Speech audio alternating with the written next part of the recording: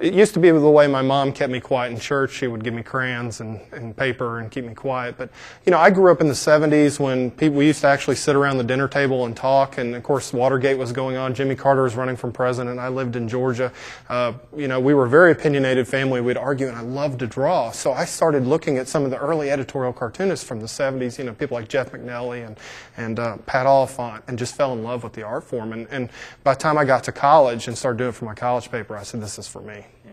So what did your parents say when you told them you wanted to draw cartoons for a living? Well, I mean, if I'd have said I was going to be a Chinese contortionist, they probably would have been a little more relieved. You know, there aren't that many editorial cartooning jobs, so you could always see that look of fear in their face that I was going to move back home. And as a matter of fact, I did move back home. But I'm very lucky. My mom's an art teacher. My dad, you know, he can draw too, and so they supported me.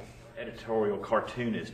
Is that something that's kind of a dying breed that we're losing right now? We're losing it right now for a couple reasons. One, because of cutbacks in the industry. Newspaper industry's right now transitioning to more of a digital industry, and so a lot of cartoonists have been cut because of cost-cutting effects. And so the number has dropped from about 200 when I started down to about 80 now.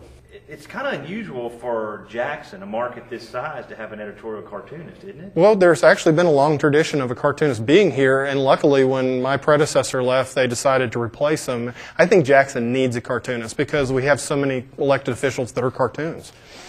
I mean it's a natural place for a cartoonist.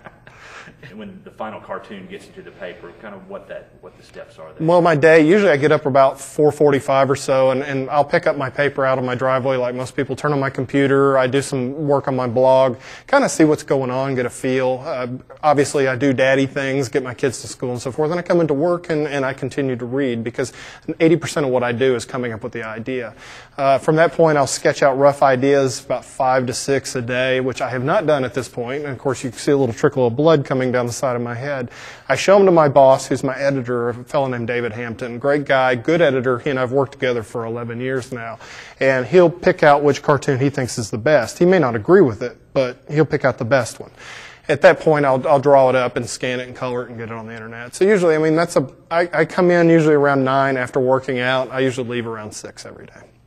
Subject matter that interests you more, that you tend to draw more about than other things? No, and that's one thing I like about what I do, because it's not the same thing every day. If I had to draw a comic strip, I would get bored with it in about a week. And I guess maybe I have a little touch of ADD or something, I don't know. But every day it's something new, it's something fresh. I mean, I'm driven by the headlines, and I enjoy that challenge. So I love to draw airplanes because I was a kid and drew airplanes. And I like to draw Star Wars, but you don't see that in my cartoons every day, you know. So there's some things you can tell when I really get into a drawing, because sometimes it's a little overdrawn. So, and it's funny because you'll have people come up and say, "I love everything you draw about me," and you know they're lying through their teeth.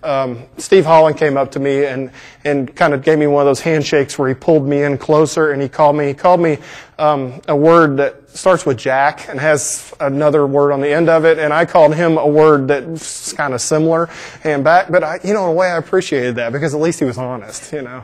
So, but that's fine. I told one politician that if they didn't like having cartoons drawn about them, because they work for the taxpayers, that maybe they ought to go sell cars, you know. So, it's surprising. I have found that here in Mississippi that people love the cartoons. They have been very proud of some of the things I've accomplished, and that's really cool. Sure, I get hate mail, and my job isn't to make people happy, it's to make people think. And if people disagree with me, I'm cool with that, because nobody has lived my life. I have lived my life, and if somebody disagrees with that, that's normal. So I'll get phone calls, and I'll get emails, and I get stuff on the blog, and that's cool. I'm okay with it. What about Barber? Have you heard from him? Yeah, the first time I ever met Haley officially, Haley came up to me and said, "I want you to draw me with a thin pen." Of course, he said a lot slower than that, but Haley's got a good sense of humor. I think some of the stuff irks him, obviously, but he's been playing in the big leagues long enough that a few cartoons aren't going to make him get in the fetal position. But I never could draw Haley until one day my son was eating Fruity Pebbles. And I looked at the box, and I looked at the picture of Haley, and I went, the dude's a Flintstone. Because he really does look a lot like Fred, the way he's built and everything. So I started drawing him kind of Fred like that, and the rest is history. I finally was able to nail his caricature. So, but he's not as exciting as, say, Fordyce, just because he's more calculated, and he's not like like lighting off a Roman candle. So. Well, syndicated doesn't mean that I'm going to have a horse head in my bed anytime soon or anything, but I go out to 400 papers around the country. Copley News Service syndicates my work. They actually were who I worked for out in San Diego before I moved here. They're good folks, and that way I get hate mail from everywhere, that way, with the syndication. So if you're syndicated, then how do people get the jokes with Melton and stuff? You don't send those out. Okay. You send out the national cartoons. Sometimes that means I do extra cartoons. Most cartoonists do about 5 cartoons a week. I do 7. Sometimes I do 9. You know, I mean, so I'm very busy. And between the speaking and so forth, I think my wife's frustrated with me most given days. So. And what do you believe makes a good editorial cartoonist? I think obviously a good sense of humor, but you also have to have a grasp of understanding what's going on around you. There are a lot of cartoonists that I think are just gag cartoons. I try to mix it up. You know, I think some of my cartoons, like after 9/11 or after Katrina, which had a little bit more of a serious tone, were probably some of my best work. And so, like a baseball pitcher, I try to mix it up. You know, if you throw a fastball every pitch, you're going to last about a week in the league. And so my cartoons aren't evil or mean every time. Sometimes they can be when they need to be, but I try to mix up the tone on the cartoon. And I think a good cartoonist needs to have that kind of range. Which group of cartoons were those that got nominated? You nominate. There's 20 that get nominated in a portfolio. And in fact, I was just nominated again this year, so I'm in the hunt again. But the finalist ones, and basically there's 2 sets of judges for the Pulitzer. You get to one set, and they'll send you on to the next set. So I made it to the next level is what that means. The first set was the 9/11 cartoons, but they also had the flag vote cartoons in there. And I think they gave it to me because they figured I was going to get killed. So they kind of gave us a sympathy vote to my widow, and of course I escaped being killed. And the second one were the Katrina cartoons. And I kind of take pride in those because I was the only of the 3 that was actually from an area that got hit by Katrina.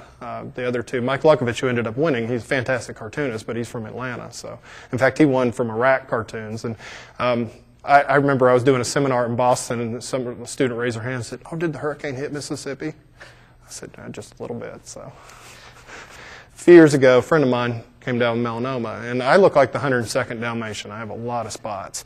And so I had not been to the doctor in a few years, and so I went to a dermatologist, and he looked at me and said nothing's wrong, and I paid my bill, and I still had a creeping feeling something was wrong. So I went to another doctor, and he didn't find anything wrong, and I went to a third dermatologist who didn't find anything wrong, but he sent me to a plastic surgeon who did find something wrong. He found my first melanoma. At that point, I freaked out and started having him cut off my moles in wholesale because I didn't, and because they were turning up to be precancerous, and then of course I had the very early melanoma, which is called a melanoma in situ. A year later, I was on the table. It was April 2001. He looked and saw a mole out of the corner of his eye, and he said, "You know, it doesn't look quite right to me. I'm going to take it off." It turned out to be malignant, which means it's punched through the dermis, which meant that they cut it out within 2 days of finding it. Had major surgery, got banged up very badly. You know, it's a pretty tough surgery because they cut a chunk out of you. About drove me crazy, to be honest with you. Both my parents are cancer survivors. Cancer to me is a big monster and was a very frightening experience. And this was happening. In fact, I was actually diagnosed on the day of the flag vote. It's kind of funny that those 2 days are linked for me, cancer and the flag vote. But I about went nuts, to be honest with you. It was a very frightening thing for me. And so a few months into it, we went to the beach and we were, of course, my parents took me to the beach for, you know, I'm like, "Guys, I have skin cancer. Why don't you just shoot me, okay? If you want me out of the picture, that would be cheaper than a condo." About 6 o'clock, I went for a swim. This lady was staring at me, and because of my scar, and her little kids, they were in the water. And I said, "Oh, that shark attack, and it happened right where your kids are swimming." She pulled them out of the water, and from that point on, I said, "Hey, I'm not going to be scared of this anymore. I'm going to be proactive, and I'm going to laugh, and I'm going to live my life." And the other thing was, a friend of mine here at the paper, Keith Warren, who's a fantastic guy, his father had just died of melanoma. So he and I were kind of a quasi-support group. I had spoken to, I was the honorary chairman for the Relay for Life, and a very nice lady came up to me and said, "Thank God I just had skin cancer." Melanoma, once it passes the dermis and gets into your organs and your lymph system, is nearly always fatal. So I realized, and Keith and I both realized, that people didn't know much about cancer, or melanoma. So, especially here in Mississippi, as we come to find out. So we created a foundation in his father's name, and started to run from the sun, which was a race, 5K. And basically what it was is just a skin screening, and we threw a race around it. And we're on our 5th one now. Or do you tend to not take some things for granted, or how has it changed at all? You know, it's funny. For the rest of my family, life is still the same. For me, you know, little things sometimes. I appreciate the sunrise. You know, it sounds stupid, but I appreciate the sunrise. You know, I hear other people that get cancer, and, you know, it used to be just, oh, well, I'm sorry, you know, that's them. And to me, it's like a knife going in my stomach every time I hear that, because I know what hell they're going through in their mind and their body and their families and everything else.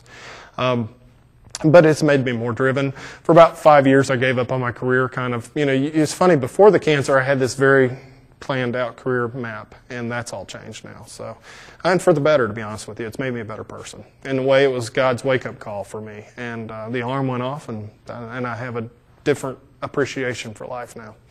Sure, it's a 5K race. As you can tell, I'm probably the last person in the world that would have a race. I'm not exactly a svelte kind of fella. But Keith's a runner, and we wanted, obviously, with Mississippi being one of the fattest, being the fattest state in the nation, we wanted to, you know, get an exercise component too. We started right here at the paper, right here in front of the paper, and it runs through downtown Jackson. And most races start very early in the morning, and I'm not a morning kind of guy. And one thing we discovered, that when people were standing around waiting for their trophies, they were getting sunburned. And obviously, you know, I've always laughed at people who have golf tournaments for melanoma patients, because, well, the whole idea is to get people out of the sun. So we did it at night. We did it at 5:30 in the afternoon. And it worked, because suddenly all these families started coming out. And the first year it was big, and then it kept getting bigger. And last year we ran it in honor of Whitney Watkins. Jason Watkins, the attorney here in town. His father, David Watkins, is the attorney here. The families are wonderful families, and Whitney was just one of the most amazing people I'd ever met. And her little boy and my little boy are friends. And, you know, I sat there and watched her struggle, and I was wondering, you know, why am I here and you're not? And so we did the race in her honor, had over 600 people, raised $25,000. So we've now trademarked the name, and we're franchising it around the country, and we're going to, it's all about making lemonade out of lemons. And that's my goal. And that's the way I keep the fear down. Because I'm always afraid of a reoccurrence. I'm always afraid of getting another one. So to me, if I'm constructively working toward finding a solution, then that helps.